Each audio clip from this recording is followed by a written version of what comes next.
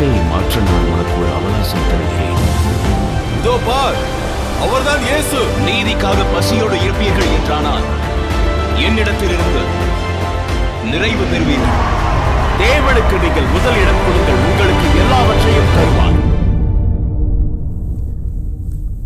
ஆண்டவராகிய இயேசு கிறிஸ்துவின் இனிதான நாமத்தினாலே அன்பானவர்களே, அற்புதமான மே மாதம் 8ஆம் தேதி புதன்கிழமை உங்கள் ஒவ்வொருவரையும் வாழ்த்துகின்றோம். அன்பானவர்களே, இந்த நாள் ஒரு மகிழ்ச்சி நிறைந்த நாள். இது ஆண்டவர் நம் ஒவ்வொருவருக்காக படைத்த ஒரு வெற்றி நிறைந்த நாள். இந்த நல்ல நாளில் நிச்சயமாக ஆண்டவர் நம்மை ஆசீர்வதிப்பார். நம்புவோம், விசுவாசிப்போம். கட்டாயமாக ஆண்டவருடைய கரத்தினை நாம் உணர்வோம். பைபிளை வாசிக்கும் பொழுது 119வது சங்கீதம் 119ஆம் சங்கீதத்தில் 29வது வசனம் இப்படி வாசிக்கிறோம்: பொய் வழியை என்னை விட்டு விலக்கி உம்முடைய வேதத்தை எனக்கு அருள் செய்யும்.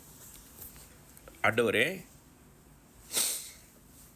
பொய் வழியை என்னை விட்டு விலக்கி உம்முடைய வேதத்தை எனக்கு அருள் செய்யும். Remove from me the way of lying and grant me thy law கிரேசியஸ்லி.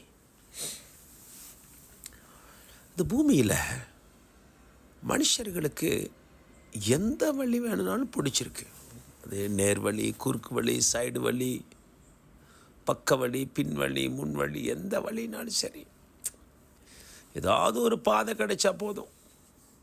எப்படி வேணாலும் அதில் போய் வாழ்க்கையில் எப்படியாவது முன்னேறிடணும், ஜெயிச்சிடணும், மேலே வந்துடணும், பெரிய ஆளாக மாறிடணும். அதுக்கு எந்த வழி? மனிதர்கள் எடுக்கிற வழிகள் பாருங்கள். சில நேரங்களில் மற்றவர்களை மிதித்து கூட அவங்க தலை மேலே ஏறி நின்று கூட வழி என்ன, ஏதாவது வழி இருக்கான்னு பார்க்குற உலகம் அது. நாம் நிற்கிறது ஒரு மனிதன் மீது, அவர் தலையின் மீது, கழுத்தின் மீது, அதெல்லாம் இல்லை. தான் வாழ்ந்தால் போதும். இப்போ பாருங்களேன், இப்போ பைபிளில் இப்படி நம்ம வாசிக்கிறோம்: பொய் வழியை என்னை விட்டு விலக்கி. ஆண்டவரே, தயவு செய்து பொய்யான வழியை என்னை விட்டு விலக்கிடுங்கப்பா. Remove from me the way of lying. என்னை விட்டு இந்த பொய்யான வழியை விலக்கிடுங்க.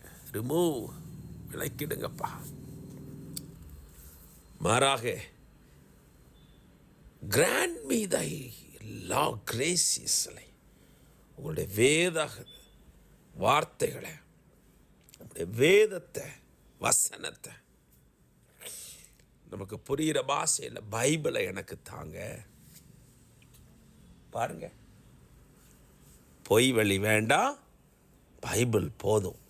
அவ்வளோதான். பைபிள் போதும்னா பொய் வழி வேண்டாம். பைபிள் வேணும்னா பொய் வழி வாய்ப்பு இல்லை. பொய் வழியில் போனால் பைபிளை கை கொள்ள முடியாது. பொய் வழிக்கும் பைபிளுக்கும் சம்மந்தம் இல்லை. பைபிள் மெய் வழியை பற்றி பேசுகிற ஒரு புத்தகம். ஐயா, நிறைய கிறிஸ்தவங்களை நான் பார்க்குறேன், அப்படி செய்கிறாங்க, இப்படி செய்கிறாங்க. அது எங்களுக்கு தெரியாது. ஏன்? ஆண்டவர் சொல்லிடுவார், அப்படிப்பட்டவர்கள் எனக்கு தெரியாதுன்னு சொல்லிடுவார். பைபிள்லே போட்டிருக்கு. அறியேன், அப்பாலே போகள், அறியேன். அப்போது ஆண்டவருக்கு தெரியாதுன்னு சொல்லுவாரா? ஆமாம். பொய் வழியை உடையவர்களை ஆண்டவர் தெரியாது என்று சொல்லிவிடுவார். இல்லை, ஆண்டவருக்கு எல்லாரையும் தெரியும்னு சொன்னீங்களே, எல்லாரையும் தெரியும் தான். ஆனால் பொய் வழி உடையவர்களை ஆண்டவர் ஒரு நாள் ஏற்றுக்கொள்ள மாட்டார். ஆகவே ஜெபம் செய்வோம். ஆண்டவரே, உமது வேதத்தை எனக்கு அருள் செய்யும். உமது வசனத்தை எனக்கு தாரும்.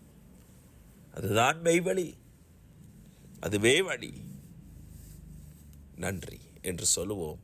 ஆண்டவர் அப்படியே செய்வார். அன்பானவர்களே, இந்த நாள் ஒரு நல்ல நாள். பாதுகாப்பே என்றதா